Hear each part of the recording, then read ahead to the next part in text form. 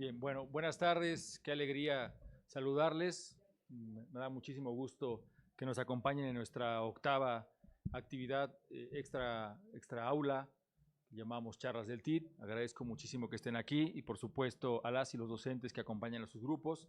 Siempre es grato poder interactuar.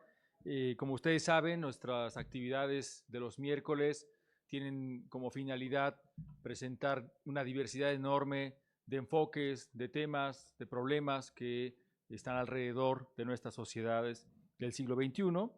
Y bueno, como hemos visto, por ejemplo, el día de la mañana, en la actividad número 7, tuvimos toda una discusión sobre el diseño, la importancia que la arquitectura, la importancia que el diseño industrial, gráfico y la planeación del territorio adquieren a nivel social. Así, la semana anterior tuvimos el tema de los ajolotes, recordarán ustedes, y bueno, hemos tenido una enorme oferta en términos, digamos, de la diversidad que nuestra universidad ofrece. Le platicaba precisamente a nuestra invitada, la doctora Josefina Vigil, que en un momento se las voy a presentar, que este primer trimestre aglutina las 18 licenciaturas con un elemento común que es precisamente discutir la relación entre el conocimiento y las sociedades y la manera en que este se crea, la manera en que este se difunde, la manera en que el poder lo atraviesa, en fin, hay muchos elementos que están aquí. Y entonces, bueno, para escuchar en este panorama gigantesco que hablaba, tenemos hoy una invitada internacional, lo cual me da muchísimo gusto.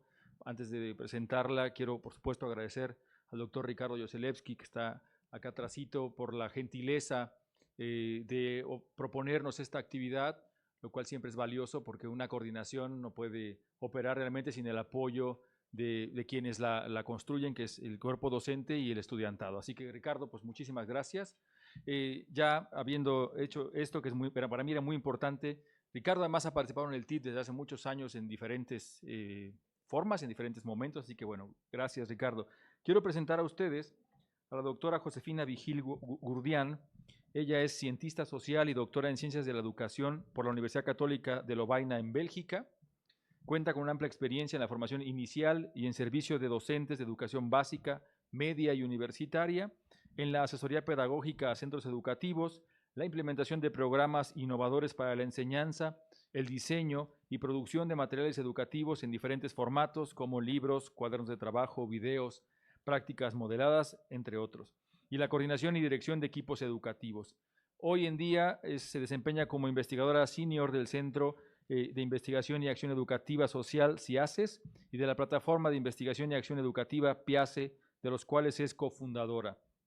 Se desempeñó como especialista regional en lectoescritura inicial del programa de capacidades LAC-RITS, que trabajó en 8 países de Centroamérica y el Caribe como parte del equipo de Juárez y Asociados. Se ha desempeñado como docente de la maestría en Educación y Aprendizaje de la Universidad Centroamericana UCA de Nicaragua, como investigadora y coordinadora de formación docente del Instituto de Historia de Nicaragua y Centroamérica de la Universidad Centroamericana INCA-UCA, coordinadora del Programa Regional de Mejoramiento de la Enseñanza de las Ciencias Sociales en las Universidades Centroamericanas, gerente regional para Centroamérica y México del Centro MAGIS, asesora pedagógica de la Fundación Pantaleón y secretaria técnica de la Red Centroamericana de Fe y Alegría. Fue coordinadora y docente del Programa Técnico Superior Enseñanza Multigrado en Medio Rural. Ha trabajado como consultora, investigadora y formadora de maestros en diversos países de la región, tales como Nicaragua, Honduras, Guatemala, Costa Rica, Perú, Ecuador, México, República Dominicana y Haití. Y ha sido invitada como ponente en diversos congresos y seminarios internacionales que tratan sobre temas educativos. Entre varios temas que ha investigado, se encuentran modelos de formación inicial y en servicio de docentes, el pensamiento del profesor de educación primaria, la calidad educativa, sobre todo en lo que respecta a los factores de contexto escolar, la educación rural multigrado, las políticas, estrategias y legislación educativa, y los procesos de enseñanza y aprendizaje de lectoescritura en los primeros grados. Es miembro de número de la Academia de Ciencias de Nicaragua y bueno, cuenta con publicaciones, libros, capítulos de libros, artículos y bueno, narrar una historia de vida siempre es difícil, así que bueno, hemos tocado los puntos elementales y bueno, doctora, pues muchísimas gracias, bienvenida a la UAM, ojalá que por favor sea un buen momento para usted. Antes de ya cederle la palabra, por favor, pregunten, comenten, opinen. La idea de que llamemos a este evento charlas es que ustedes puedan interactuar. Estoy seguro que la doctora Josefina estará siempre con la mejor disposición para responder sus inquietudes. Así que bueno, muchísimas gracias y bienvenida una vez más. Muchas gracias. Hola. Hola. Ya. Ya. Bueno, muchísimas gracias. En primer lugar, es un placer para mí estar aquí con ustedes el día de hoy. Me encanta estar con estudiantes de los distintos niveles educativos en los diferentes países de la región. Quiero darle las gracias al doctor Escorcia por la invitación, a Ricardo también por haber pensado, se me van a caer el mantel, qué barbaridad. No he ni comenzado y hice un desastre. Por haberme presentado y por tener esta oportunidad de entrar en contacto con ustedes. Como decía el doctor Escorcia, soy nicaragüense, estoy residiendo temporalmente aquí por el momento, pero mi experiencia de trabajo y mi conocimiento está más en el área de Centroamérica y el Caribe. Pero me encanta México, es un gran país y el otro día me monté en Aeroméxico para ir a un viaje y cuando venía decía, qué linda mi línea aérea. Y yo dije, ya me estoy apropiando de algo que, bueno, no es mío todavía. Bueno, entonces estoy muy honrada de haber sido invitada a esto y también de estar con ustedes que están ingresando en una época estratégica de su vida, que es la formación universitaria, una época sumamente rica, una época en donde ustedes pueden aprovechar para hacer sus amistades de por vida, pero también para construir realmente un conocimiento variado, para exponerse a las opiniones de los demás, para discutir, para vincularse no solo a la parte académica, sino también a la parte cultural que es tan importante en la vida de los seres humanos. Yo creo, y es de lo que voy a hablar el día de hoy, porque hoy voy a hablar de un tema bien complicado, que no sé por qué se me ocurrió cuando me dijeron, pero se me ocurrió porque es un tema que atraviesa nuestra vida y del que no podemos escapar. Y el tema es que nosotros estamos viviendo en un momento histórico de la humanidad que se llama, que la podemos clasificar como la cuarta revolución industrial. Es un momento de quiebre, como otros que han habido a lo largo de la historia del mundo, pero que todavía no somos capaces de verlo completamente porque estamos en medio de, y uno puede verlo cuando ya salió de ahí, pero no cuando está en medio. Entonces hay realmente un momento de una crisis civilizatoria que es difícil a veces verla porque estamos adentro. Esta es una época pues muy diferente. Sí, es una época muy diferente de todo lo que hemos vivido antes, de todo lo que el mundo ha vivido antes. Una época que está caracterizada porque no hay certezas, no hay algo que sea así y que va a ser así, sino que todo es totalmente cambiante. Por eso hablamos y luego vamos a hablar de una realidad líquida. Vivimos en una realidad líquida, una realidad donde no hay certezas y donde todo es totalmente cambiante. Luego es un momento en donde es difícil imaginarse el futuro. Es difícil saber qué va a pasar porque no tenemos las categorías conceptuales necesarias para poderlo saber en este momento. Y es uno de los primeros momentos históricos de la humanidad donde eso sucede. Porque les voy a explicar luego, les voy a comentar luego cómo nos imaginábamos el mundo nosotros hace 40 años. Teníamos categorías conceptuales que nos permitían imaginárnoslo. Pero ahora el cambio es tan grande, tan abrupto, tan rápido, que es imposible saber cosas muy básicas de las que vamos a platicar posteriormente. Esta crisis civilizatoria de la que hablamos está siendo producida por muchas cosas, pero sobre todo por la manera en que se han acelerado la producción de las tecnologías. Las tecnologías no surgieron ayer, tienen muchos años de haber surgido. De hecho, la tercera revolución industrial se llamó la revolución digital. Sin embargo, el aceleramiento de la producción de tecnologías en los últimos años es lo que ha producido pues, estas crisis que en este momento tenemos junto con pues, años de desigualdad, junto con años de pobreza, años de conflictos que ha vivido el mundo y la manera en que hemos ido destrozando el mundo, ¿verdad? Si yo tuviera que resumir, yo diría, tal vez eso es muy categórico y una de las cosas que le decía al doctor Escorcia es que todo lo que les voy a decir aquí hoy es una opinión fundamentada en hechos, en evidencia que yo he leído. pero no es la única, hay muchas opiniones. Y ahora una de las características del mundo es que sobre cada cosa hay muchas opiniones. Desde las cosas más sencillas, ¿el huevo sube el colesterol? Hay quienes dicen que sí y quienes dicen que no. Hasta las cosas más complejas. ¿Nos debemos vacunar contra el COVID? Hay quienes dicen sí y quienes dicen no. Entonces, es un mundo en donde hay multiplicidad de opiniones, en donde cada persona cree tener su verdad. Entonces, lo que yo voy a hacer aquí es darles una opinión, pero no es la verdad, porque en mi opinión la verdad no existe. Es decir, es muy relativa a las personas, ¿verdad?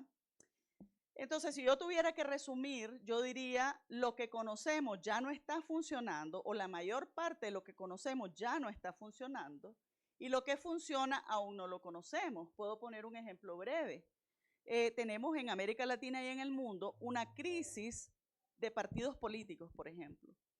Tenemos, por ejemplo, el caso de El Salvador, tenemos, por ejemplo, varios casos en donde hay el caso de Argentina, en donde hay candidatos que no tienen un partido político y toda la sociedad vota en contra del status quo conformado por esos partidos políticos.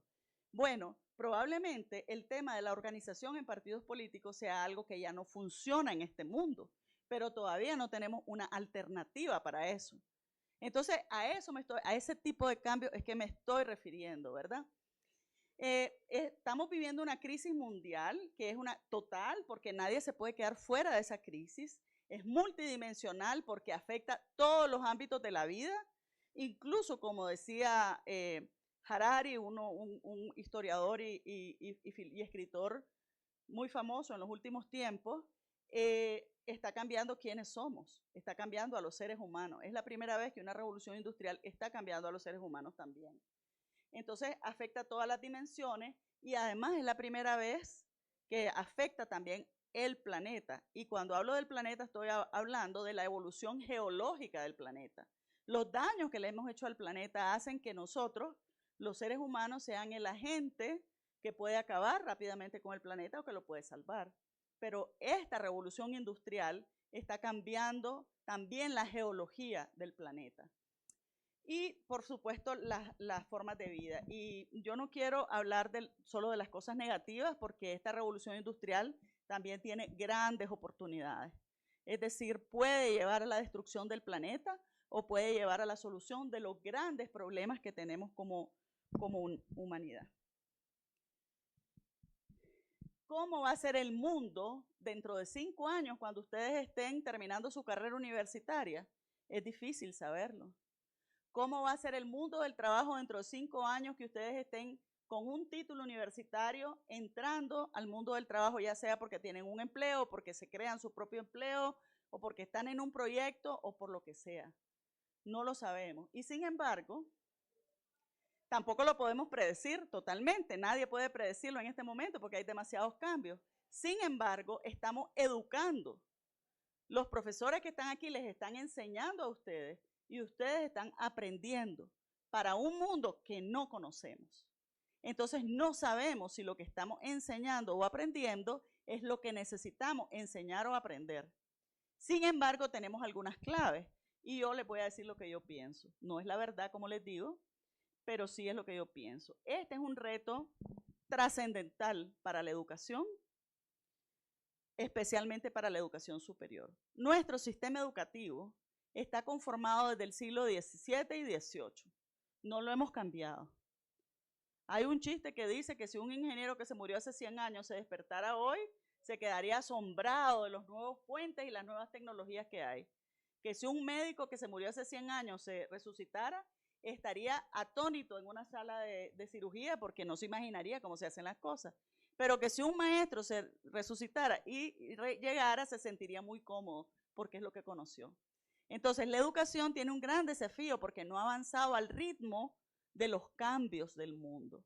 Y entonces nosotros tenemos un doble desafío, y la educación superior más aún, porque las instituciones de educación superior tienen una función clave, que es la de producir conocimiento que ayuden al desarrollo, que ayuden a cerrar las brechas, y además tienen la inmensa responsabilidad de crear capacidades, de formarlos a ustedes.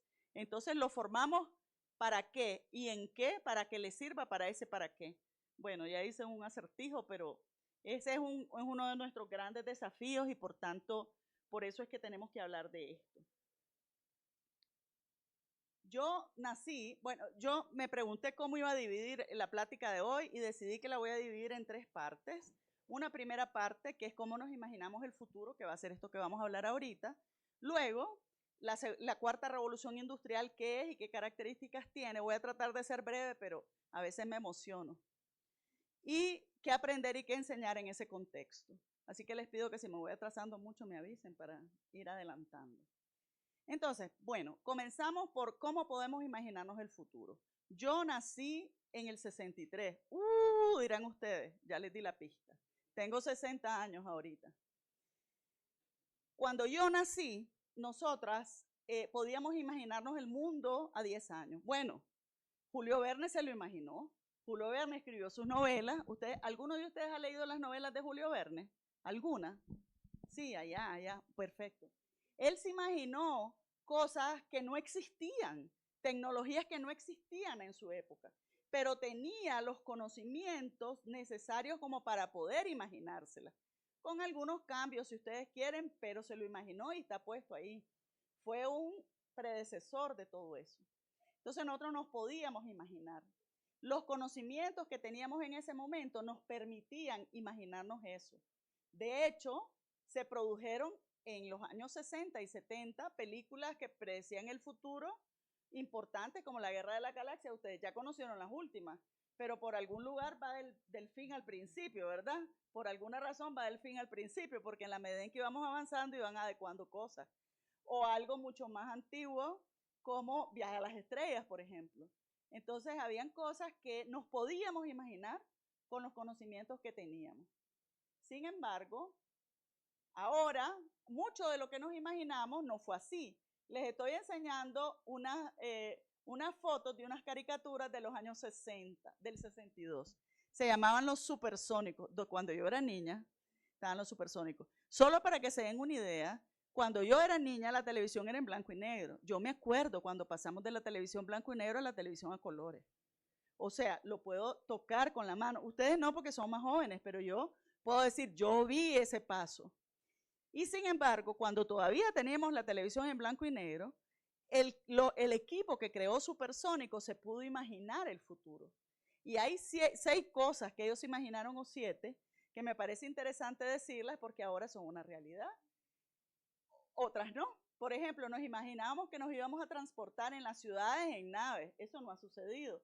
Tal vez va a suceder, pero no ha sucedido todavía. Nos imaginábamos que íbamos a construir las ciudades así como están y que íbamos a ir a unas escuelas y íbamos a aterrizar en la escuela, íbamos a caer directamente, nos íbamos a poner unos cascos. Bueno, eso no fue así. Sin embargo, otras cosas sí fueron así. Por ejemplo, la televisión. Una televisión plana, más o menos plana, pues no está tan plana como la de ahora, pero no el mamotreto que había cuando yo era una niña. La robotina. Ahora existen robots. Pues yo nunca he manejado un robot que hace las tareas domésticas. Quisiera uno como regalo, pero no lo tengo todavía. Pero existe. O sea, se adelantó a su tiempo. El teléfono que nos dice todo. Hasta me dice, mucho ruido. Y yo digo que le importa, pero él dice mucho ruido. Entonces, te mide los latidos del corazón, te dice si dormiste bien, si dormiste mal, puedes hablar por aquí. Eso se adelantaron los supersónicos también. Periódicos digitales y revistas digitales. O sea, podías leer el periódico en una televisión. ¿Cómo nos íbamos a imaginar en ese tiempo? Pero bueno. Perdón. Entonces, ¿cómo nos íbamos a imaginar nosotros que íbamos a poder leer un periódico de Madrid, de París, de Inglaterra, en la misma mañana en que eso sucedió? Si cuando se declaró la independencia de Centroamérica, a Nicaragua llegó una semana después la noticia. Bueno, eso fue en el siglo XIX, ¿verdad? Pero de todas maneras, ¿qué nos íbamos a poder imaginar? Que iban a haber pues unos periódicos que se iban a poder leer así. Las cintas transportadoras ahora en todos los aeropuertos ya estaban predichas en los supersónicos. O Las videoconferencias, ustedes se imaginan lo que sería el mundo, cómo hubiéramos enfrentado una pandemia como el COVID sin videoconferencias, o cómo podríamos trabajar. Yo trabajo virtual. Entonces, hay un nombre bonito, yo le digo, soy nómada digital. ¡Wow! No sabía. Alguien me dijo una vez, yo dije, yo no sabía que yo era, pero qué alegre. Bueno, ¿cómo lo íbamos a hacer si no teníamos videoconferencia? Ahora tenemos todo eso. Sin embargo, ahora no podemos imaginarnos cómo va a ser el mundo, porque no tenemos, los cambios son tan vertiginosos, son tan rápidos, son tan profundos, que es muy difícil para nosotros imaginarnos cómo va a ser ese futuro en el que ustedes van a vivir. Y entonces yo quiero que ustedes entren a sus teléfonos celulares ahorita y que me puede hacer el favor de ponerlo. ¿Pueden clicar ese código QR, por favor?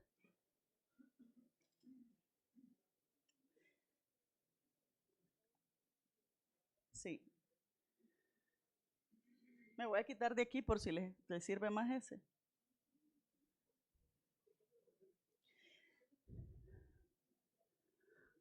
¿Pudieron entrar? Ok, puede ponérmelo por favor, porque allá está de todas maneras en el otro. Tuvimos que hacer una pequeña trampa porque no me dejaba. Ok, ya están los rápidos, los que se llevan un premio. Primero, quiero que ustedes, cada quien responda en su teléfono, ¿cómo creen ustedes que nos vamos a comunicar en 10 años? Van poniendo ahí sus respuestas.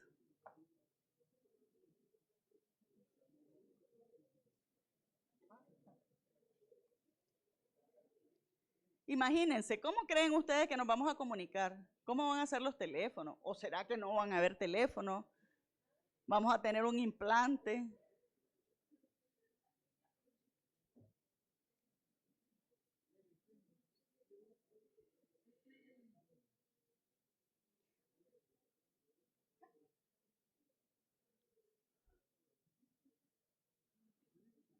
Una palabra nada más, porque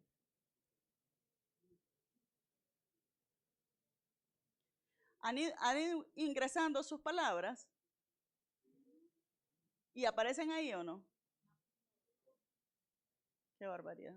La tecnología falla también. ¿Será que se tarda más? O refresquemos, por favor, sí.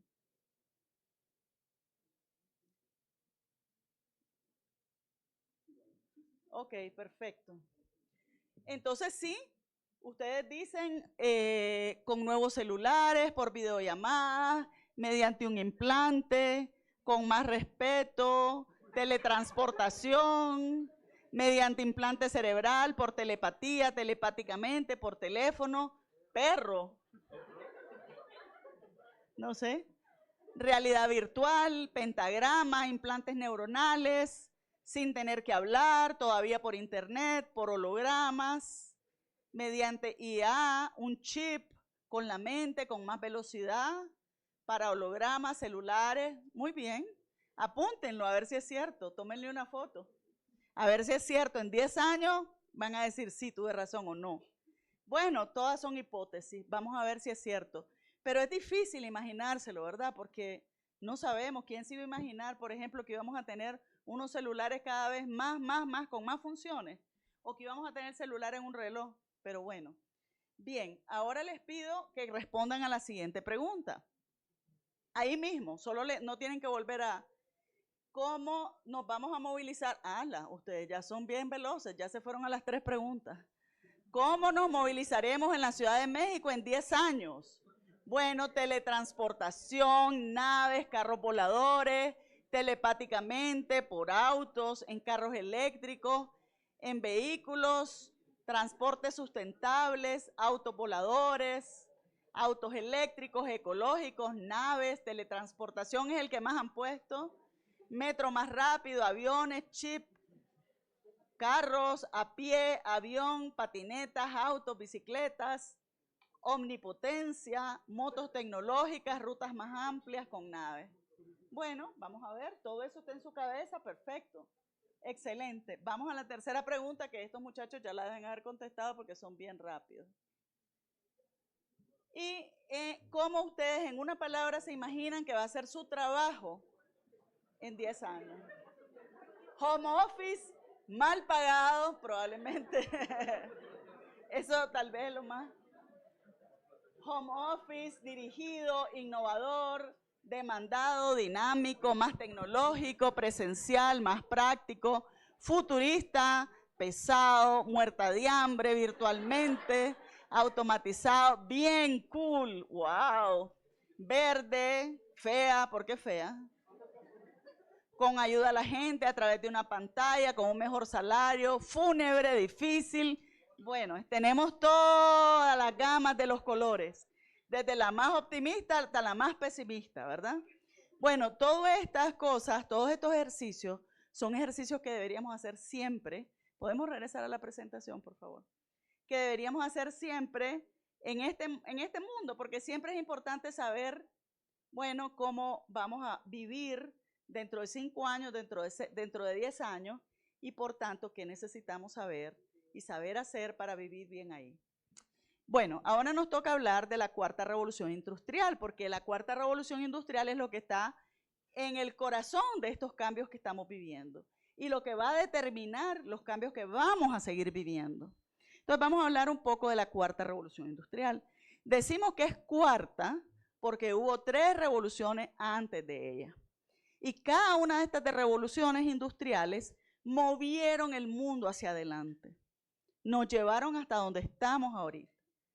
La primera revolución industrial que sucedió en el siglo XVIII y XIX estuvo marcada por el ferrocarril, por la máquina de vapor, por la producción mecánica, ¿verdad?, que teníamos en ese momento.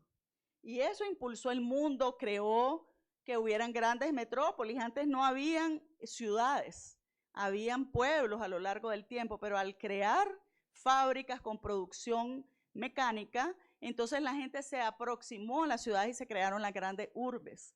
Por eso, en ese momento, se creó el sistema educativo como lo conocemos ahora, organizado por edades, etcétera, porque hubo una cantidad grande de niños concentrados que nunca antes había habido.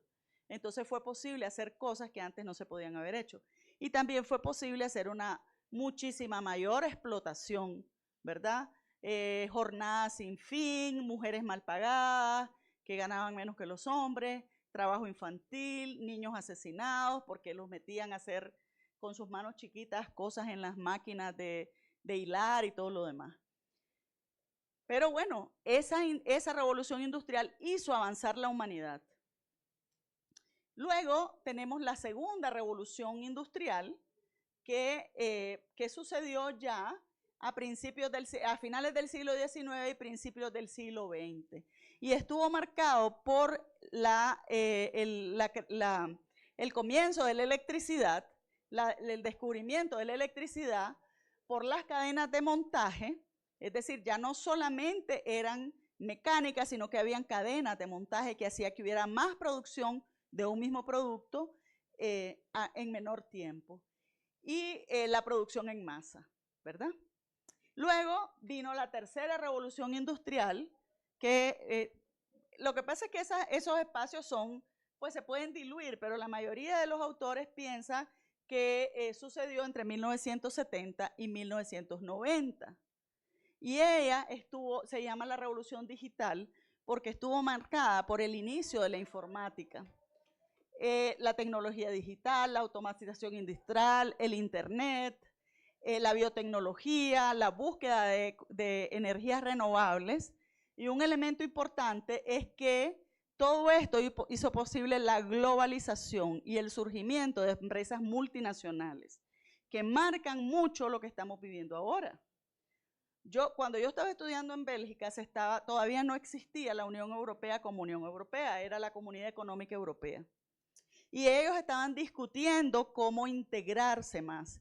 Y una de las grandes, habían muchas posturas porque estaban los países más ricos y los países más pobres. Y los países más ricos tenían miedo de tener que subsidiar a los países más pobres.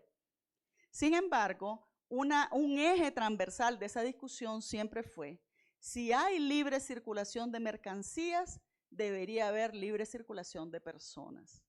Y eso es igualmente válido hoy. Hay libre circulación de mercancías, se llevan todo el dinero de África y cuando los africanos llegan a Europa se ahogan en el mar porque no son bien recibidos. Entonces, hay este tema de la globalización, pues comenzó con el internet, la comunicación, las computadoras personales, la internet, los teléfonos celulares promovieron una conectividad global y el acceso al conocimiento.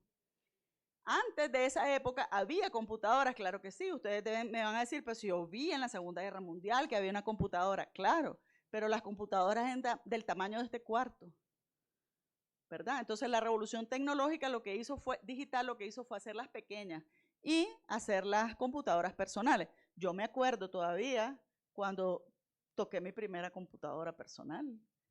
No había Windows, olvídense, teníamos que tener buena memoria. WordPerfect, F7, F1 y cada una de las cosas pues te llevaba a un lugar distinto. Y además tampoco hablábamos mucho el lenguaje de la computadora, ¿verdad? Y te decía, quiere modificar su documento después de que habías escrito y la primera vez que me dice, le digo, no, claro que no lo quiero modificar y se me borró todo. Porque la computadora quería saber si quería modificarlo agregando lo que yo, pero no teníamos ese lenguaje todavía. Entonces, digamos que todo esto fue parte de diversas revoluciones que ha tenido el mundo. Y entonces ahora vivimos la cuarta revolución industrial. Y esta cuarta revolución industrial está generada y genera crisis, o sea, es una relación dialéctica entre ambos temas. Y está transformando la sociedad, como decíamos, la economía y a los propios seres humanos, que es lo que nunca antes había pasado. Entonces, la cuarta revolución industrial se basa en la revolución digital, pero lo lleva a lo inimaginado, a lo que no nos hubiéramos imaginado que iba a suceder. Tenemos internet por todos lados y es móvil. Ustedes van a cualquier parque y encuentran, no necesariamente buena, pero hay internet. Los sensores cada día son más pequeños, más potentes y más baratos. Las computadoras siguen siendo caras, pero cada día son más baratas, no son tan caras como eran al inicio, ¿verdad? Tenemos el tema de la inteligencia artificial y con la inteligencia artificial un conjunto de elementos éticos de los que tenemos que discutir, ¿verdad? Porque cada día podemos hacer más cosas, pero ¿qué es ético hacer? Entonces hay unos dilemas éticos que tiene la humanidad hoy que nunca antes los tuvo. Por ejemplo, pues ustedes ya lo saben, la clonación de seres humanos, las modificaciones genéticas, etc. Entonces tenemos unos dilemas muy grandes, ¿verdad? Y uno de los elementos que a mí me parece que es más importante y que también le tenemos que poner más atención es el aprendizaje de las máquinas. Ahora tenemos máquinas que están aprendiendo, que están con dispositivos que le ayudan a aprender. Y por tanto, pues eso es un riesgo grande para el mundo, ¿verdad? Impacta el avance en todos los otros campos, en la secuencia genética, en la nanotecnología. La nanotecnología, y aquí apunté las cosas más complicadas por si me las preguntaban, es la manipulación de materia en tamaños increíblemente pequeños, que te permiten todo, hasta navegar por el ser humano, ver lo que hay adentro, te permiten navegar dentro de un embrión, te permiten ver el fondo del mar, te permiten ver las células más pequeñas, porque es hacer todo en unos tamaños infinitamente pequeñitos que nunca nos imaginamos que iban a suceder. El tema de las energías renovables, que es uno de los grandes temas, porque por un lado resuelve problemas, porque vamos a depender cada vez menos de energías fósiles y con ello se supone menos daño al medio ambiente. Sin embargo, los carros eléctricos que ya comenzaron y que son muy valorados ahorita, funcionan a base de baterías de litio y el litio se saca en unas minas también. Y en los países donde hay esas minas, que usualmente son de los países menos desarrollados, pues llegan las compañías y las sacan y les provocan unos grandes daños ambientales. Estaba oyendo el otro día un podcast sobre el litio en Bolivia y cómo, porque para sacar el litio se necesitan grandes cantidades de agua. Entonces las empresas que producen litio desvían los ríos y contaminan los ríos. Entonces, bueno, entonces ¿son buenos o son malos los carros eléctricos? Bueno, son buenos, pero ¿cómo los vamos a producir? Entonces son un conjunto de un tema que resuelve un problema genera otro problema, entonces ¿cómo lo vamos a resolver? No están libres pues de problemas los teléfonos celulares también. Hay un poema de un famosísimo poeta nicaragüense, Ernesto Cardenal, que habla sobre el material, que no me acuerdo cómo se llama, con el que se producen los teléfonos celulares y que lo sacan niños casi esclavos en las minas de África. Entonces, bueno, sí, pero ¿hasta dónde? La computación cuántica, que es una computación más allá de lo que nosotros conocemos, que no tiene que ver solo con, que no necesita una máquina a donde estar, ¿verdad? Ordenadores o dispositivos a nivel de hardware, porque se procesa con una unidad principal y única que se llaman los qubits, que son unas unidades pequeñísimas. Entonces ya no necesitan pues el respaldo de una computadora ni nada por el estilo.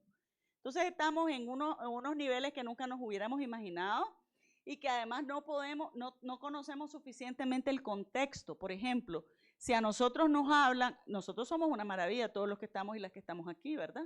Pero si a nosotros viene alguien de la NASA y nos pide hacer un cálculo sobre una nave espacial, no lo podemos hacer porque no tenemos los conocimientos para eso. No tenemos nada que ancle. Perdón, cuando uno aprendemos siempre a partir de lo que sabemos. Esta es una universidad donde trabajó Emilia Ferreiro, una de las seguidoras de Piaget. Y nosotros sabemos que solo aprendemos a partir de lo que sabemos, porque nuestros conocimientos se transforman. Entonces, yo necesito tener un punto de anclaje, yo necesito que mi nuevo conocimiento se ancle en un viejo conocimiento. Y si yo no tengo ese viejo conocimiento, ¿en qué se va a anclar ese nuevo conocimiento? Necesito tener, digamos, un background, que dicen en inglés, un conocimiento general que me permita profundizar. Y si hablamos de física cuántica, pues es difícil que por lo menos yo lo tenga, ¿verdad? Entonces, esta revolución es de tal magnitud, como decía, que cambia la manera en que nos relacionamos, no se parece a nada que hayamos hecho antes, la escala es totalmente distinta, hay cambios profundos en todas las industrias. Y ustedes ya probablemente nacieron con algunos de esos cambios, pero los cambios son gigantes. Por ejemplo, modelos de negocio, irrupción de nuevos operadores, remodelación de sistemas de producción, de consumo, de transporte y de entrega. O sea, antes no nos imaginábamos que nos iban a llevar la compra del súper a la casa. Y ahora es lo más normal del mundo, que íbamos a comprar por Amazon y ahora no sé cuál es la escala de Amazon en México, pero debe ser inmensa. Entonces se han cambiado las formas en que vivimos, las formas en que compramos, las formas en que nos relacionamos. Y las máquinas comienzan a adelantarse a nuestros deseos. Y hay un algoritmo individual para promover el consumo. Por ejemplo, si una de ustedes o uno de ustedes busca en su teléfono celular, por ejemplo, ¿qué cosa? Cualquiera. Por ejemplo, buceo, porque les interesa el buceo. De ahí en adelante recibirán 5, 6 o 7 anuncios de cosas que tienen que ver con el buceo, porque la máquina que aprende ya identificó que te interesa el buceo y que como te interesa el buceo, puedes ser un comprador o un participante y entonces hizo un algoritmo para que te llegue todo eso. Por ejemplo, yo hace no sé cuánto tiempo dije, mira, voy a ver qué es eso de Disney para mi nieta. Y después me invadió el Disney. Yo decía, ¿desde cuándo a estas alturas yo soy un objeto de Disney? Nunca me había sentido que era un target de Disney, pero tiene que ver con cómo la máquina que aprende crea un algoritmo que te sigue en base a tus intereses. Hasta ahí hemos llegado, ¿verdad?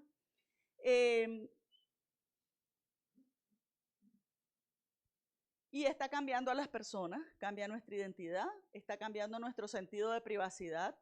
Por ejemplo, pues hay gente que todo lo que hace lo publica inmediatamente. No hay ningún ámbito de su vida que sea privado. Yo como educadora tengo un problema especial cuando se trata de niños, pero hay influencers, por ejemplo, que todo lo que cuentan es su vida. O sea, su vida de todos los días me levanté, comí, desayuné y mi niño y la pobre muchachita ahí ha crecido frente a una cámara y todo el mundo la conoce. O sea, cero privacidad.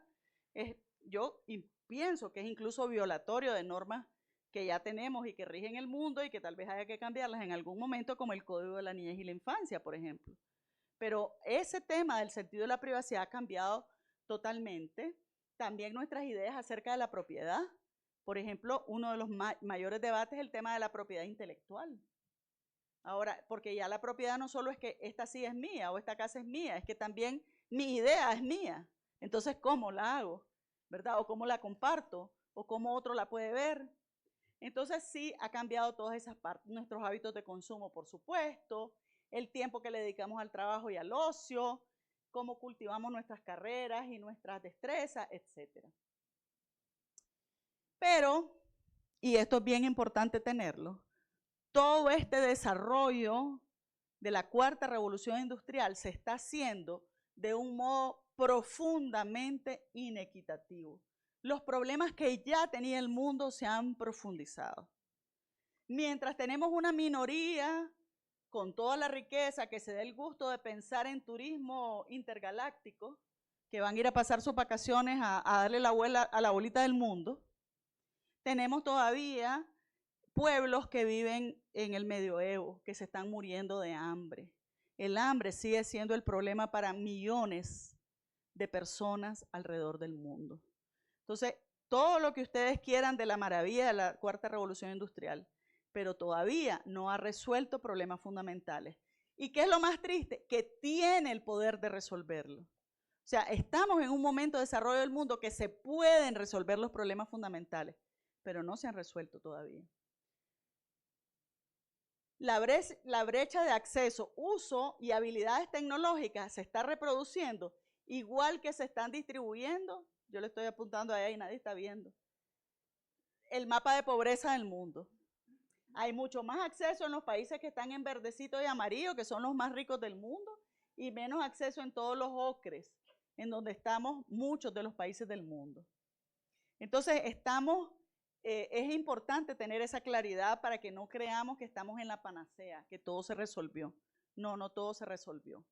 Una cosa que yo quiero decirles, porque esto me parece sumamente importante, es que las brechas que existen son interseccionales y ese es un gran cambio que hemos tenido en la teoría en los últimos años, aportado por la investigación y el pensamiento feminista.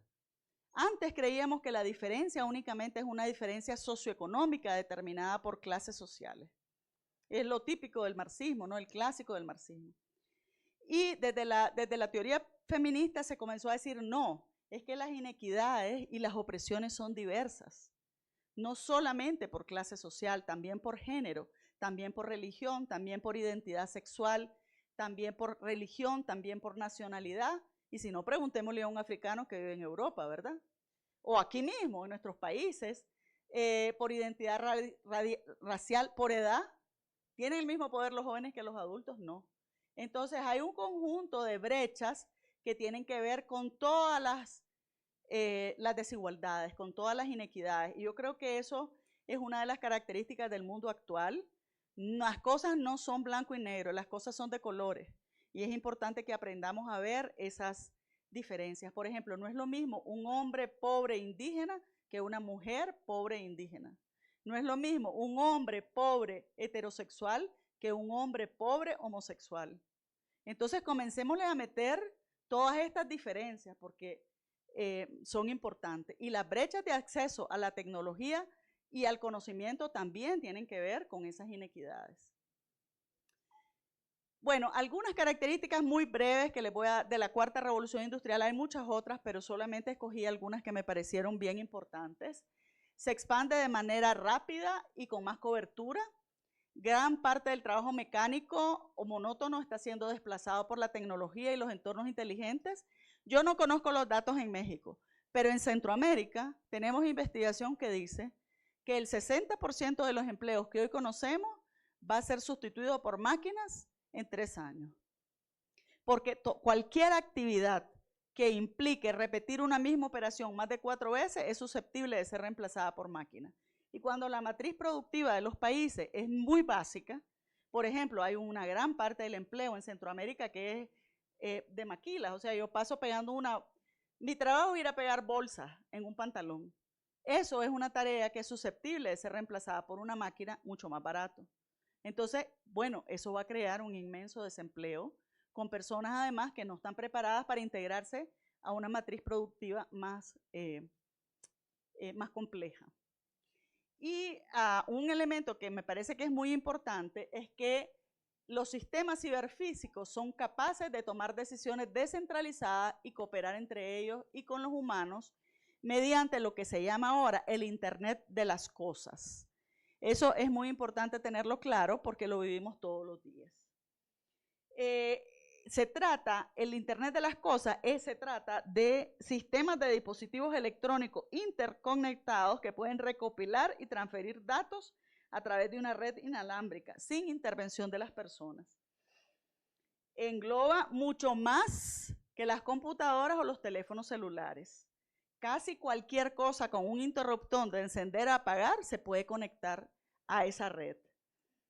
Y, por ejemplo, una cosa en Internet es un dispositivo, un implante que tenemos en el corazón, o esas cámaras que ponen para ver la vida salvaje, o un carro que tiene un sistema que te puede anticipar que estás en riesgo, que hay un peligro, que hay un accidente adelante. Entonces, todas las cosas que tienen una dirección IP, que pueden conectarse a una dirección IP, y que puede transferir datos a través de una red, es susceptible de ser parte del Internet de las cosas. Entonces, por eso puse esa figura ahí, porque es todo el Internet de las cosas, ya no solo es el Internet con el que nosotros navegamos en nuestro celular. Y de esta manera, la revolución industrial, la cuarta revolución industrial, tiene la capacidad de resolver los problemas fundamentales como el hambre o el cáncer, o el acceso a las medicinas, que cada vez es más dispar, porque aquí hay personas que pueden vivir un montón de años resolviendo sus problemas crónicos, pero hay otro montón de personas que se mueren a la primera porque no tienen acceso a las medicinas, son demasiado caras. Entonces, esos problemas pueden ser resueltos por la cuarta revolución industrial. El hambre en el mundo también podría ser resuelta. Sin embargo, estamos centrados en otra cosa. También tiene un gran potencial de destruir la humanidad. Entonces, vamos a ver qué pasa si vamos por la vía de resolver o por la vía de destruir la humanidad. Es bien importante saber que para vivir, y aquí tenemos algunas claves que vamos a usar después para ver qué enseñar. ¿Qué necesitamos para vivir en este mundo? Bueno, uno de los primeros elementos que necesitamos es la capacidad de pensar de manera transversal e interdisciplinariamente, lo que ahora le llamamos el pensamiento divergente. ¿Qué es el pensamiento divergente? Es la capacidad de pensar de una manera distinta. Algunos le dicen pensar fuera de la caja, imaginarnos preguntas que no se han hecho antes y respuestas que nunca se han dado antes. Un educador hizo una encuesta una vez sobre le hizo una pregunta muy básica a unos niños de preescolar y lo siguió a lo largo de su escolaridad hasta los 10 años. Y les preguntó, aquí se dice clip, lo que se le pone a los papeles. Les enseñó un clip y le dijo, ¿de qué manera se te ocurre que puedes usar el clip? Los niños de preescolar, se la hizo a adultos también, los niños de preescolar encontraron más de 500 formas de usar un clip. Los adultos los que más encontraron 50. ¿Por qué? Porque los niños no se atuvieron a lo que ya sabemos del clip. Nosotros ya sabemos del clip, que el clip es para engrapar papeles, ¿no? Para organizar papeles. Los niños de preescolar no. Entonces ellos imaginaron un clip para poner un alto, una señal de tránsito, o un clip para sostener una secadora de pelo, miles de cosas que no nos podemos imaginar nosotros. ¿Qué pasó con esos niños de preescolar cuando llegaron a 10 años? Habían reducido sistemáticamente su capacidad de pensamiento divergente. ¿Qué había pasado con ellos esos años?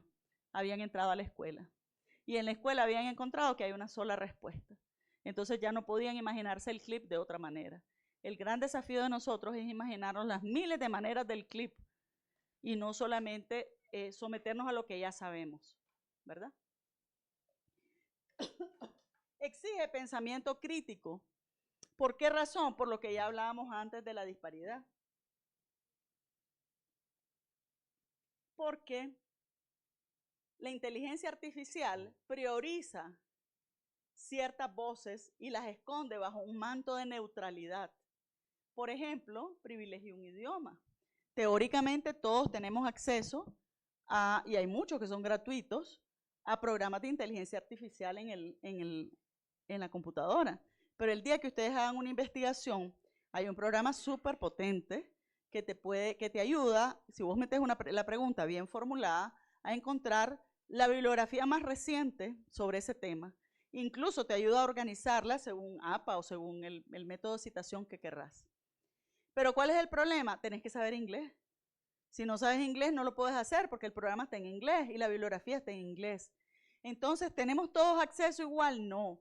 Entonces, hay unas diferencias, hay unas priorizaciones que hace la inteligencia artificial que tenemos que estar claras de ellas y tenemos que verlas críticamente.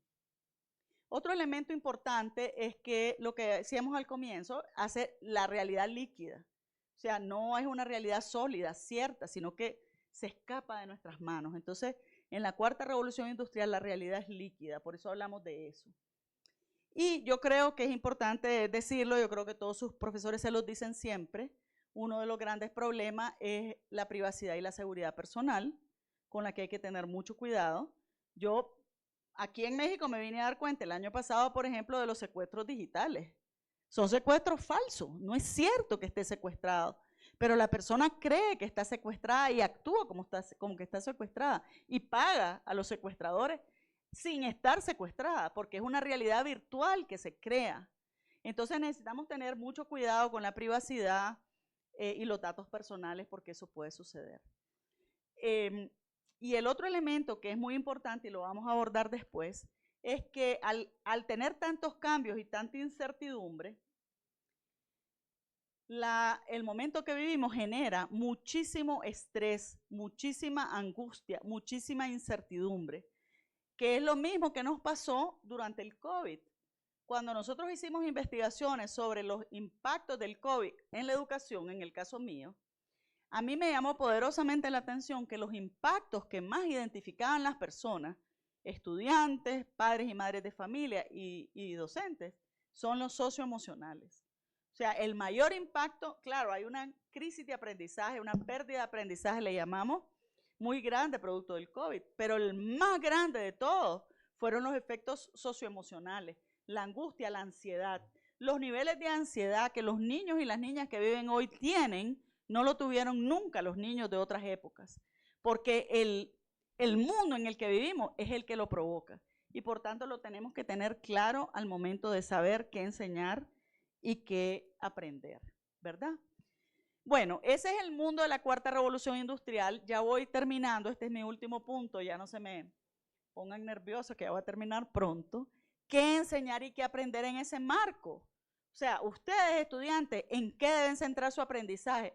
Profesores, ¿qué deben enseñar? ¿Qué sería lo más importante a enseñar para prepararlos a ustedes para un mundo que no sabemos cómo va a ser y para un trabajo que no sabemos cómo va a ser dentro de unos años? ¿Qué habilidades ustedes van a necesitar para vivir, para trabajar y para ser felices en este mundo? Porque esa variable de la felicidad es una variable que tenemos que meter sí o sí en la ecuación. No se trata solo de trabajar y de sobrevivir, se trata de ser feliz en este mundo. Entonces, ¿qué tengo que enseñar y qué tengo que aprender para lograr eso? La educación siempre ha jugado un rol fundamental y hoy también juega un rol fundamental, por lo menos para tres cosas que me parecen importantes. La primera de ellas es para apropiarnos y sentirnos cómodos con los cambios. Como decía Harari, para sentirme cómodo en medio de la incertidumbre. Eso es algo que yo no he podido superar. Me da angustia. Yo necesito tener planificada mi vida 20 años. Eso aprendí porque yo vengo de la modernidad, igual que los profesores de ustedes. Entonces me genera angustia no saber qué va a pasar. Pero tenemos que aprender a vivir en esa incertidumbre y diciendo, hoy, como los alcohólicos anónimos, hoy no bebo, mañana no sé. Hoy estoy bien, mañana no sé. Porque ese es el ritmo que nos está imponiendo. Entonces necesitamos aprender a sentirnos confortables en la incertidumbre.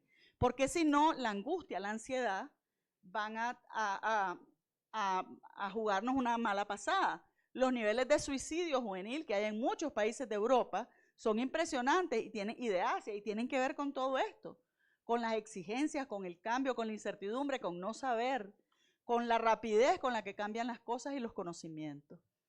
El segundo elemento es deshacernos de las angustias que provocan y tener una actitud de aprender constantemente. No, miren, nosotros estamos acostumbrados, y así ha sido hasta ahora, que cuando terminas la universidad o la secundaria tenés un título y a los leones, decimos en mi país, vamos. No, ahora te van a dar un título temporal y vas a tener que seguir estudiando para acreditar tu título. Ese es el mundo que nos espera, porque el conocimiento cambia, se duplica cada cierta cantidad de meses, ahora antes era de años. Entonces ya hay países en donde tenés que certificar tu título cada cierto tiempo. Entonces una actitud de aprendizaje permanente es algo que nos va a hacer vivir con confort en los próximos años. ¿Y qué es lo que sabemos? Únicamente lo que sabemos, o sea, con lo que podemos manejar los educadores y las educadoras en este mundo. Bueno, sabemos que vamos a necesitar flexibilidad cognitiva y vamos a hablar ahorita de ese concepto. Vamos a necesitar una inmensa capacidad para aprender y grandes reservas de equilibrio emocional. Eso es lo que sabemos. Eso es lo que vamos a necesitar ahorita. Y ahí tenemos que ver cómo lo que estamos aprendiendo, lo que estamos enseñando, aporta en esa dirección. Pero en todo este mundo que les estoy pintando bastante negro, tenemos un inmenso aliado. Y ese aliado es el cerebro humano. Nuestro cerebro y su inmenso potencial. En los últimos años hemos avanzado en comprender qué pasa en el cerebro. Cuando yo estudiaba en Bélgica hace 30 años, estudiaba en mi campo era el tema del aprendizaje, cómo aprendemos las personas. Y nosotros decíamos, bueno, creemos, basados en Piaget, basados en Vygotsky, hablando, creemos, pero siempre veíamos el cerebro como la caja negra de los aviones. Realmente era una hipótesis, pero no estábamos seguros. Luego se inventó un gran invento, la resonancia magnética. La resonancia magnética no solo sirve para identificar problemas que hay en la cabeza, sino que ha servido para hacer laboratorio muchos análisis en distintas áreas para saber cómo funciona el cerebro. Entonces ahora hay una ciencia que se llama neurociencia que nos dice cómo funciona el cerebro. Obviamente hay cosas que no sabemos todavía, hay cosas inexplicables, pero hay otras explicables. Por ejemplo, mi campo, que es el de la lectoescritura en los primeros grados, ha tenido un salto de rana, como le diríamos, un salto grandísimo, al enterarnos, por ejemplo, de que hay áreas del cerebro que se tienen que transformar para aprender a leer, porque aprender a leer no es un aprendizaje natural. Entonces, sistemas que el cerebro tenía para ver y para escuchar se transforman y construyen algo que se llama ahora la caja de letras, que es lo que nos permite identificar una letra como una letra y no una letra como un dibujo. Emilia Ferreiro lo estudió mucho, no desde la neurociencia, pero sí estudió mucho el tema de cuándo un niño aprende a diferenciar y qué etapas pasa para aprender la letra.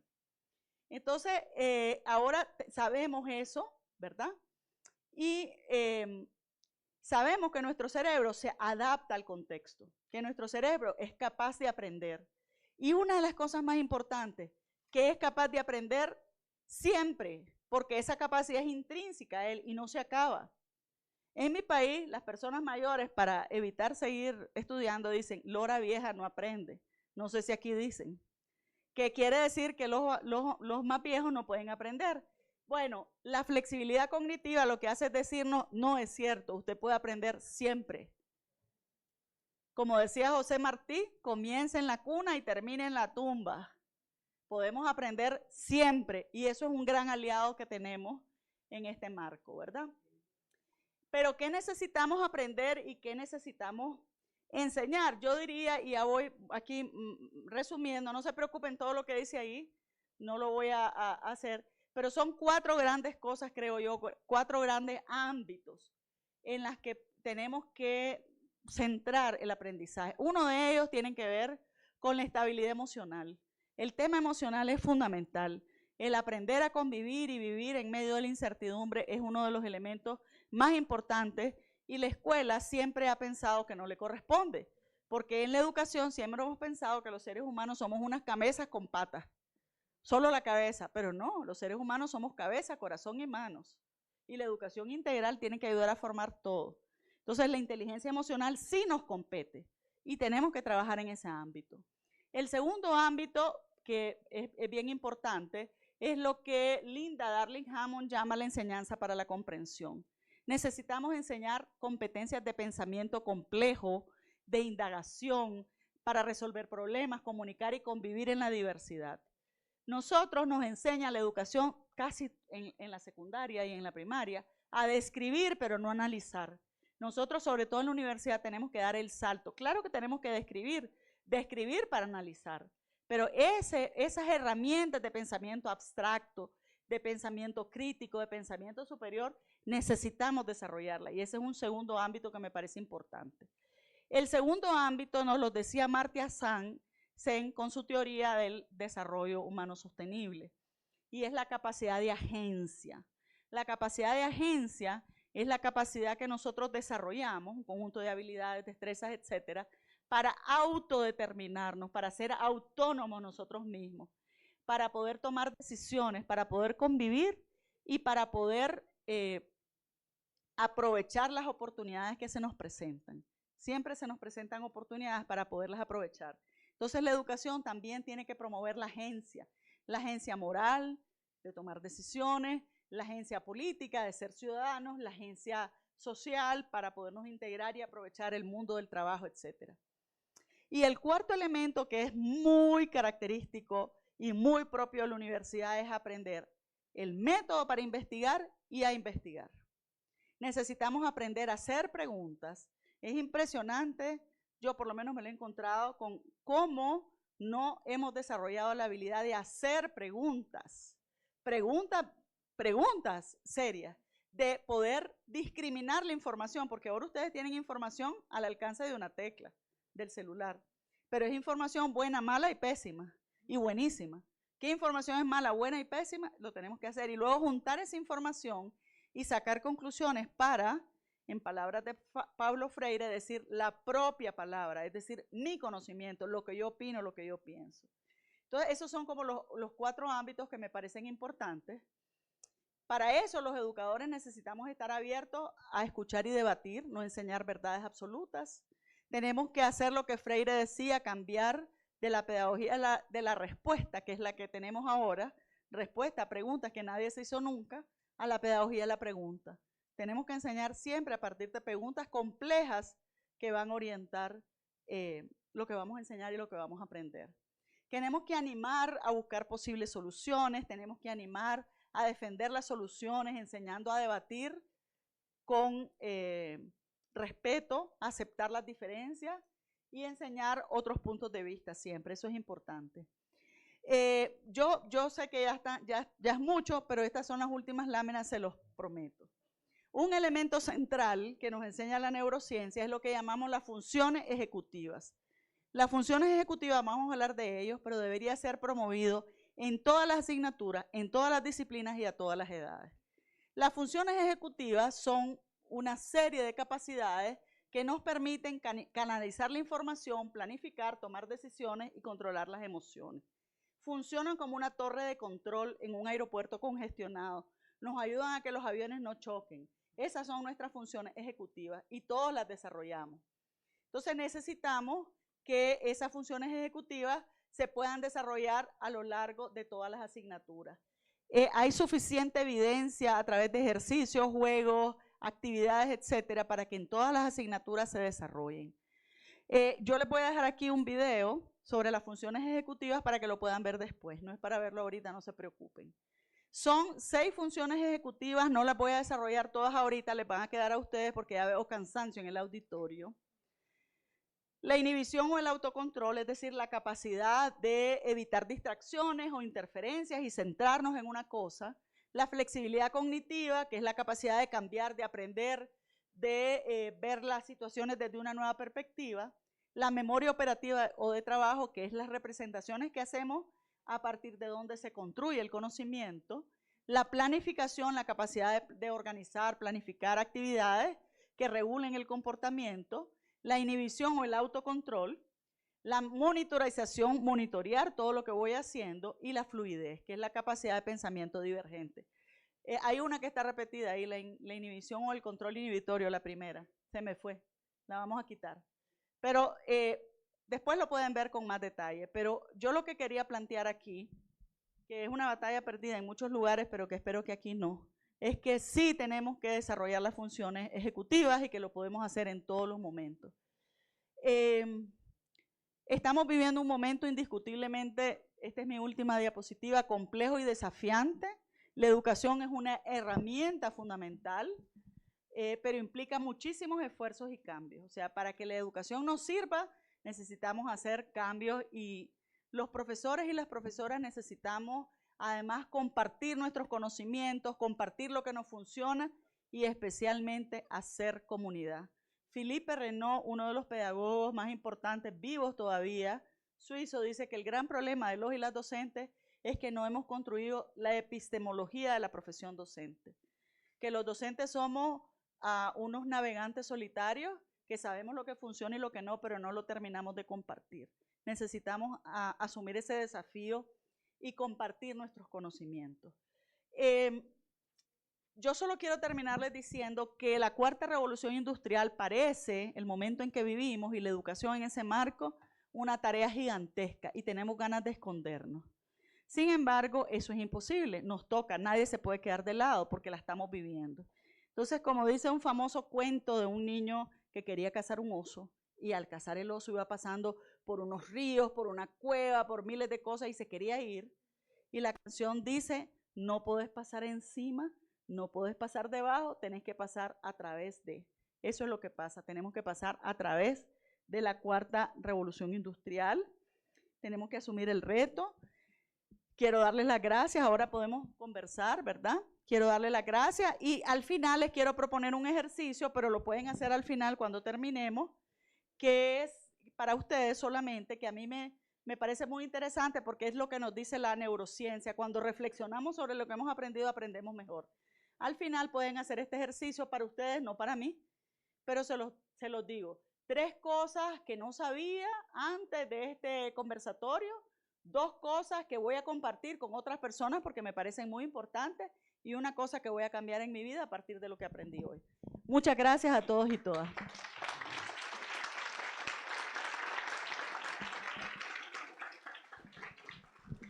Bien, muchas gracias, doctora Josefina. Abrimos espacio a sus comentarios, que quisieran preguntar, por supuesto compartir. Les escuchamos, tanto Luis como yo, podemos acercar el micrófono. Sí, ahí está. Por favor, Luis, y luego, bueno. Después de... Gracias. Por favor. Maestra, muy buenas tardes y un gusto estar aquí con usted. Tengo una pregunta, espero poderme darme a explicar. La pregunta es, ¿cómo salir de la gran pecera del capitalismo? ¿Ahí mero? Sí. Ok. La pregunta es, ¿cómo salir de la gran pecera del capitalismo con las variables de la gran influenciabilidad como seres humanos y conciencia para lograr dar soluciones activas a los problemas básicos mundiales y salir de esta gran corriente del consumismo y falta de pensamiento criterio mundial? Bueno, ¿sí me escuchan? Bueno, antes que todo, muchas gracias por la conferencia. Al menos a mí me gustó bastante, me pareció bastante interesante. Y bueno, para dar contexto a mi pregunta, sabemos que con cada revolución industrial existen más herramientas que nos facilitan las tareas del día a día. Y específicamente en esta cuarta, bueno, entre la tercera y la cuarta revolución industrial, tenemos el acceso a la información, el internet, las inteligencias artificiales, etcétera. Entonces, si tenemos alguna duda o queremos hacer algo rápido, investigamos en internet qué hacemos, o inclusive muchas inteligencias artificiales ya nos solucionan el problema. Y esto considero que, bueno, he notado que cada vez las personas se esfuerzan menos en plantear soluciones, en plantear problemáticas, ya que todo depende de la tecnología. Entonces mi pregunta es si usted considera que con cada revolución industrial la capacidad intelectual baja, ya que las personas no se esfuerzan como lo hacían antes. Gracias. Gracias. Bueno, no, está bien, ¿no? Solo una más porque se me van a olvidar. Mi memoria de trabajo es corta. Uno más. Hola, buenas. Primero que nada, muchas gracias por tomarse este tiempo de enseñarnos este tema, creo bastante interesante. Mi pregunta sería como, ¿cómo podríamos, o bueno, que nos dijera como, cómo poder salir de esta caja para poder crear distintas soluciones, no solo quedarnos como lo de los niños del clip, de solo dos problemas, o sea, poder imaginar más cosas y más como ayuda, ¿no? Para nosotros y para la sociedad en general. Gracias. Muchas gracias. Vamos a ver, con relación a lo primero, yo creo que el tema del pensamiento crítico y el pensamiento divergente es fundamental. Es decir, cómo salir de esta pecera, cómo evitar o contrarrestar de alguna manera el consumismo, eso tiene que ver con procesos de pensamiento y de convencimiento. Entonces, a mí me parece que uno de los grandes desafíos que nosotros teníamos y que poníamos aquí en la educación es cómo enseñar habilidades de pensamiento superior. Y eso es lo único que nos va a permitir salir adelante o recrear un mundo diferente, una posibilidad distinta, que tal vez no va a ser ni capitalismo ni no capitalismo, sino todo lo contrario, o sea, algo totalmente distinto, porque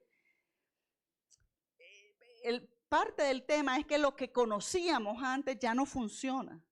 Es decir, ya no, el neoliberalismo, pues, que comenzó hace unos años, ya no funciona, porque ahora las bases del neoliberalismo, que es la total apertura, no existe. Hay un proteccionismo inmenso, hay un acaparamiento de los medios de producción por algunos sectores. Entonces, el gran desafío, creo yo, es crear cosas nuevas, crear un régimen nuevo. ¿Lo podemos hacer? Sí, lo podemos hacer, pero lo vamos a poder hacer si logramos atravesar ese tipo de pensamiento y si logramos hacer comunidad. Para mí uno de los grandes desafíos es que siempre somos individuales, no logramos hacer comunidad.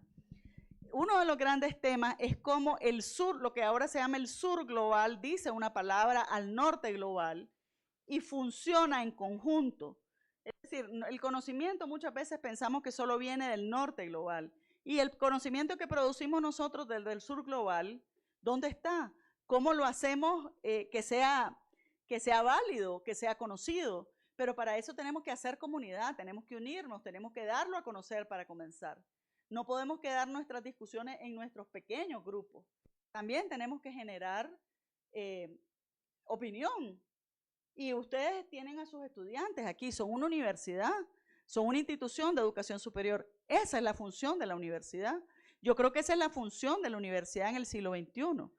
Ahora, la universidad también tiene que cambiar. Nosotros tenemos funciones de la universidad que fueron determinadas en Córdoba hace 100 años. Nosotros necesitamos imaginarnos qué papel juega la universidad en este preciso momento que nos toca vivir. Porque una reflexión que hacía hace muchos años el que fue rector de la Universidad Centroamericana de Managua, muchos tal vez lo conocieron, Javier Gorostiaga, él decía, no pueden haber universidades exitosas en sociedades fracasadas. Es decir, el indicador objetivamente verificable más importante del éxito de una universidad es la sociedad en la que vive. Entonces yo no puedo decir mi universidad, Harvard, es A número 1 cuando tengo una sociedad fracasada. Entonces la universidad está íntimamente vinculada al avance de los países, al desarrollo de los países. Y yo creo que la manera en que la tenemos que hacer es generando pensamiento divergente, interpretando la realidad y divulgando lo que sabemos en comunidad. Porque en comunidad y en diferencia, porque uno de los grandes problemas que tenemos siempre es que solo nos queremos oír a nosotros mismos. O sea, solo nuestra opinión es válida y eso no es posible en este mundo. Hay miles de personas que tienen algo que decir y que tal vez no piensan como nosotros, pero ahí es donde vamos a construir ese conocimiento. No sé si es la respuesta correcta, es lo que yo pienso de esa pregunta tan compleja, porque el mundo es complejo en este momento, ¿verdad? Con relación a lo que decía del esfuerzo, sí, pero yo creo que, vamos a ver, es bien fácil echarle la culpa a los estudiantes y a la familia. Es lo que hacemos siempre los maestros, ¿no? Es que la familia no le ayuda al estudiante, que el estudiante no quiere, pero nosotros también tenemos que ver lo que nosotros hacemos. La educación se peleó desde el inicio con la televisión, hace tiempo, esa era la tecnología de la época. Se peleó y perdió la batalla. La educación perdió la batalla. Nosotros nos estamos peleando ahorita con el celular. No nos debemos pelear, vamos a perder la batalla si lo hacemos. O sea, nosotros lo que necesitamos es integrar como una herramienta pedagógica las tecnologías. Y si yo ya sé, por ejemplo, que ChatGPT te va a ayudar a hacer un resumen, a mí me parece importante, una de las habilidades que yo no les perdono a mis estudiantes nunca es la habilidad de resumir. Porque resumir te hace conceptualizar, pensar, y es una de las herramientas más potentes de todas. O sea, resumir para mí es clave. Pero si yo ya sé que ChatGPT va a hacer un resumen y que está a tu alcance, entonces yo voy a trabajar en clase con habilidades, con el desarrollo de habilidades estratégicas que van a partir del hecho de que vos no hiciste el resumen, sino que lo hizo ChatGPT. Disculpen, nosotros en Nicaragua hablamos de vos, no de tú. Pero cuando yo digo vos, estoy diciendo tú. No somos argentinos. Entonces, ¿qué es lo que te digo? Por ejemplo, en mi tiempo el tema era de memoria. Y llega un profesor y te dice, no, mi examen es con libro abierto. Tenés todos los libros ahí, no me importa, no te vas a poder copiar. Porque lo que vamos a hacer es, con los libros vas a hacer una interpretación. Ahora nosotros tenemos que pensar cuál es esa actividad con los libros abiertos, pensando que vas a usar las herramientas que existen, que además para eso existen, para hacerte la vida más fácil, pero que yo voy a usar eso para hacer una actividad que te obligue a pensar a un nivel superior. No sé si me explico. Y por otro lado, yo sí pienso que necesitamos generar el pensamiento en grupo, porque no hay mentes iluminadas que puedan resolver todo. Necesitamos equipos que piensen distinto. Lo que pasa es que la metodología de aprendizaje cooperativo ha sido mal usada muchas veces por nosotros, porque las ponemos a hacer tareas muy básicas que es mejor que las hagan individualmente. Las metodologías de trabajo cooperativo funcionan cuando la tarea es muy compleja y requiere de que todos pongan su mejor esfuerzo para resolverlo. Pero ahí me parece que es uno de los desafíos que nosotros tenemos. Y la pregunta que me hiciste, ya se me olvidó. ¿Me la podrías repetir, por favor?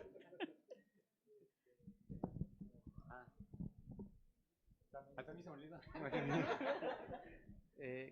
¿Cómo podríamos, Ajá. Perdón. Sí, yo creo que es cómo desarrollar el pensamiento crítico. Yo siento que desarrollamos el pensamiento crítico confrontando con opiniones totalmente diferentes a las nuestras. Ahí es donde desarrollamos el pensamiento crítico. Sobre un tema, me contaba Ricardo el otro día, por ejemplo, que hace unos años, uno de los proyectos clave que el departamento impulsó para investigar era el tema del aborto y que cada una de las especialidades lo vio desde distintos puntos de vista. Eso es uno de los temas más polémicos que hay en el mundo. En un mundo en donde cada vez las ideologías son más difusas, hay problemas como de tipo moral que son cada vez más importantes. El tema del aborto es uno de ellos. ¿Cómo desarrollas el pensamiento crítico? Confrontando con gente que piensa distinto. O sea, veamos, debatamos, veamos cómo. Pero hay que aprender a debatir también. Porque nosotros creemos que debatir es pelear. Y aprender a debatir es aprender a escuchar y a responder, pero con evidencia, a responder con fundamento. Entonces, a mí me parece que el confrontarme con ideas diferentes, con opiniones distintas, con lo que no piensa como yo, es uno, pero mediado por un profesor que lo va a hacer con una metodología que va a ayudar a que eso funcione, es una de las cosas más potentes para desarrollar el pensamiento crítico. Hola. Perdón, solo quiero decir una cosa más. Nosotros vivimos en la sociedad occidental, en el mundo occidental. Tenemos que entender que hay muchos otros mundos y también tenemos que confrontarnos con esos mundos. Es bien fácil decir, no, es que los musulmanes, bueno, encontrémonos con esos mundos y con esas formas de pensar, con lo que nos resulta más difícil, perdóname. No se preocupe. Durante la plática mencionó que cuando somos infantes tenemos una mente divergente. Y cuando vamos conociendo este proceso de que entramos a instituciones como son las escuelas, varias instituciones que hay, ¿cómo se puede recuperar esa mente divergente que se va perdiendo en el proceso? Porque me imagino que se ve afectada por prejuicios, por ideologías, por todo ese tipo de cosas que ya no ni siquiera dependen de una escuela, dependen más de la sociedad en la que vivimos. Entonces siento yo que perder esa mente divergente es un poco triste, pero ¿se puede recuperar o...? Yo creo que sí. Vamos a ver, la manera en que eso se pierde, más que por ideologías, es simplemente por la verdad única. O sea, cuando una niña de preescolar o un niño de preescolar está dibujando una flor y la profesora le dice, dibujan una flor, y a un niño se le ocurre dibujar una flor café, y la profesora le dice, ¿cómo se te ocurre dibujar una flor café? ¿Dónde has visto una flor café? Las flores son rojas o rosadas o amarillas. Entonces, la niña inmediatamente va a decir, no, o sea, no, pues, esa no es la verdad. Y ya nunca más se me va a ocurrir pintar una flor de un color que no sea el color tradicional. Ya no va a estar en mi mente, ¿verdad? Entonces nosotros vamos perdiendo esa capacidad cuando nos meten en una dinámica en donde hay una verdad única. Por ejemplo, no sé, voy a decirles una barbaridad. ¿Pancho Villa es un héroe o un villano? Ah, bueno, bien, perfecto. Y cuando nos enseñan solo que es un héroe, bueno, no hay nadie en el mundo que sea un héroe, porque todos somos héroes y villanos, ¿verdad? Entonces, cuando nos enseñan eso, nos están enseñando una verdad única, algo sagrado, yo no lo puedo tocar porque es sagrado. Entonces, así es como vamos perdiendo la incapacidad de verlo.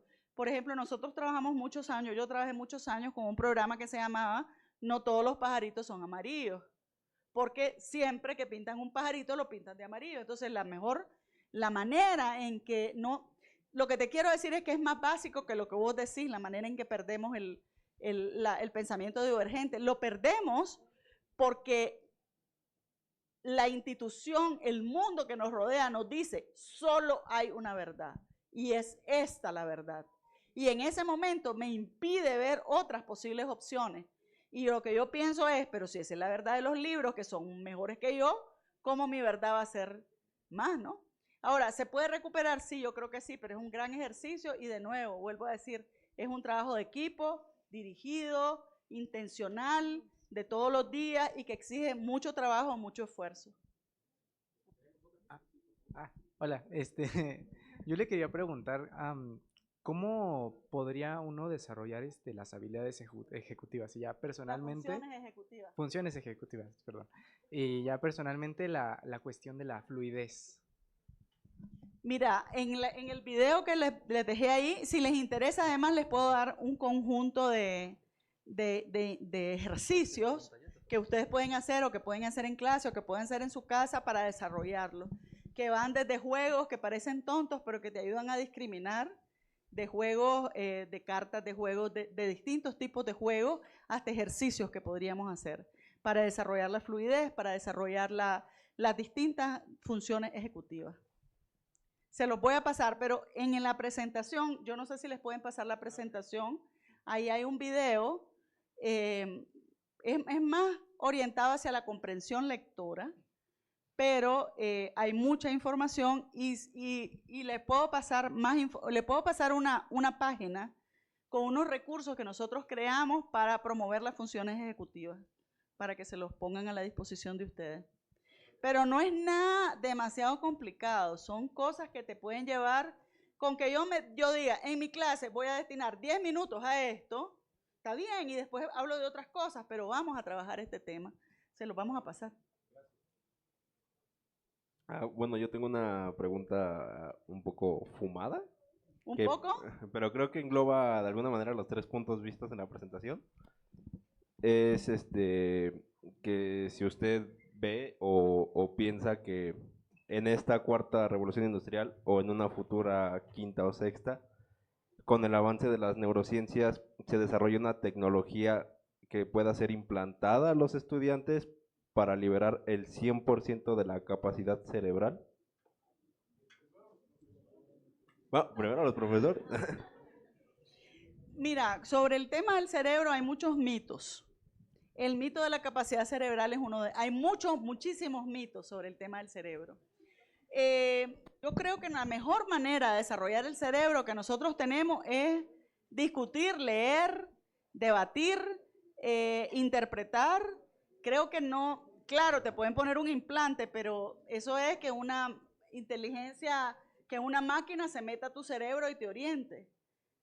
Vos podés desarrollar tu cerebro perfectamente a través de un conjunto y no tenés que esperar a que en la sexta revolución industrial hay un implante. Lo podés hacer ya. Pero todas esas películas en donde te dicen que vos solo desarrollás el 50% de tu capacidad y que si desarrollás el 100% te quemás, es parte de los mitos del cerebro, ¿verdad? Ahora, hay mucho que no sabemos del cerebro. A lo mejor, y algo de eso es cierto, pero no lo sabemos todavía. Gracias. Buenas tardes. Buenas tardes. Mi pregunta es, ¿cuál es la solución para la problemática de los educadores que se resisten a la cuarta revolución? O sea, por ejemplo, yo como estudiante a veces me siento frustrado por lo mismo, ¿sabe? Porque yo quiero estudiar como lo que usted acaba de plantear y quiero mantener mi pensamiento crítico, etcétera, pero a veces me siento limitado por eso. Entonces, ¿cuál es la solución?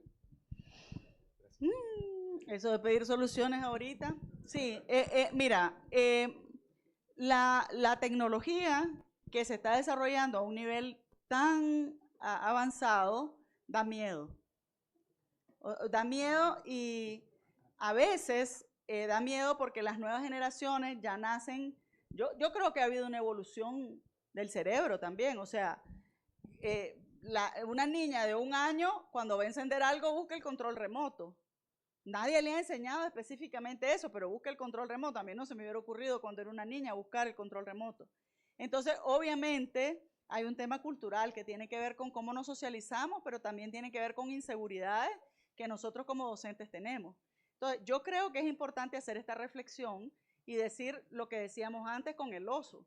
O sea, aquí no podemos pasar ni por encima ni por abajo, tenemos que entrarle porque ahora hay miles de estrategias que se pueden usar, porque es normal que una persona de edad, por ejemplo, no sepa usar todas las últimas tecnologías, pero para eso puede colaborar con sus estudiantes que sí lo saben. Y puede ser una clase maravillosa en donde los estudiantes enseñen lo que saben y apoyen y el profesor enseñe lo que sabe muchas otras cosas de cómo usar esos conocimientos para desarrollar el pensamiento crítico, por ejemplo. Yo creo que lo más importante es no darse por vencido, pero tampoco, yo siento que muchas veces cuando no nos damos por vencidos nos confrontamos. Y a mí me parece que la confrontación lo único que logra es que nos cerremos del otro lado. Lo que hay que buscar es un diálogo, una reflexión seria y fundamentada y una solución. En mi experiencia, cuando yo en un trabajo, lo que sea, encuentro un problema, yo puedo decir, por ejemplo, voy a poner un ejemplo. Estábamos trabajando con un equipo, una caja de herramientas para docentes, es decir, unos cursos virtuales para ellos y unas herramientas que podían usar en el aula de clase. Y la institución que lo estaba financiando no tenía su branding, no tenía el color, la forma y todo lo demás. Y yo le decía, necesitamos el branding de ustedes porque lo vamos a poner ya en la red y necesitamos que lo tengan. Es que no lo tenemos. 2 veces me dijeron no lo tenemos. A la tercera reunión yo dije, ya sé que no lo tienen, aquí tienen 2 opciones, ¿cuál les gusta? Entonces me dijeron, perfecto, esta que tiene los logotipos, esta que es marca Patito que no tiene ningún logotipo y qué tal y tal. Esta que es marca Patito y no sé qué. Ok, entonces yo creo que ahí el tema no es solo confrontar lo que no me gusta, sino una propuesta de cómo, ¿verdad? Porque por lo menos en mi experiencia, como les digo, es mi opinión, pero en mi experiencia de vida eso me ha funcionado más. ¿Cómo negociar, cómo conversar y proponer soluciones? Si ustedes son una maravilla, ustedes saben miles de cosas que yo no sé. Por ejemplo, una cosa que quiero investigar y no he podido todavía es cómo puedo pasar la clave del internet a través de un código QR. Me parece nice, no sé cómo se hace todavía, pero ustedes sí saben. Entonces, no sé, pues a mí me parece que esa negociación y esa plática y esa conversación y ese intercambio de saberes, como le llamaba Freire, es fundamental para que la universidad y todos avancemos, porque este es un momento de pánico para todo el mundo, no solo para ustedes, también para los adultos y para sus profesores. Buenas ¿Una más? tardes. Sí. Antes Claro. que nada, Lo que yo tengo no es una pregunta, sino son comentarios igual. Escuché que usted decía que son sus opiniones al final. Y lo del 60% de los empleos que se van a sustituir con la tecnología, sí es cierto. Pero al final recordemos que la tecnología trae a un ser humano detrás y que esos empleos los van a tener quien sepa ocupar la tecnología. En algún momento también los docentes van a aprender a lidiar con la tecnología. Ponía el ejemplo de ChatGPT, de los resúmenes y todo el tema. Creo que igual es el docente el que podría decir como, bueno, se ocupan ChatGPT, no tengo problema en que ustedes lo digan. Y al final, pues obviamente se van a formar un criterio de acuerdo a lo de ChatGPT, porque tal vez son muchas páginas para hacer un resumen, pero forman un criterio al final. Lo del pensamiento disruptivo o divergente le llamaban, creo que es súper interesante, pero es como conectar con ese niño interior que muchos dicen, y creo que no se pierde en su totalidad el pensamiento disruptivo, porque al final del día cuando tú tienes un problema, dices, no, pero ¿cómo voy a lidiar con esto? Y no te vas por la solución convencional, o no sé, no traes cinturón y ocupas una agujeta para amarrarte el pantalón, ¿no? Entonces creo que desde ahí empieza el pensamiento disruptivo, y pues nada, creo que se puede recuperar igual, no es tan complicado, pero sí conectar con ese niño interior que hay. Y nada más. Muchas gracias. Muchas gracias, así es. Y gracias por tu opinión. ¿Cerramos? Sí. No podía estar allá, no hay que caminar todo el... Muy buenas tardes, maestra. No sé si usted conozca nuestro sistema modular educativo. Quería ver si nos pudiera dar su opinión, pero varias de las cosas de los aspectos que usted ha tratado confluencian en lo que usted está diciendo. Entonces, es necesario la tarea en equipo, la reflexión, el aspecto crítico, que varios, bueno, los seguimos aplicando después de algunos años. Entonces, para mí, felicitaciones por el planteamiento de su conferencia. Para mí también fue útil, me quedé un poquito así pensando muchas cosas que lo voy a retomar en el aula, porque nos dio luz a mí en algunos aspectos que tal vez lo dejé pasar de lado. Muchas gracias.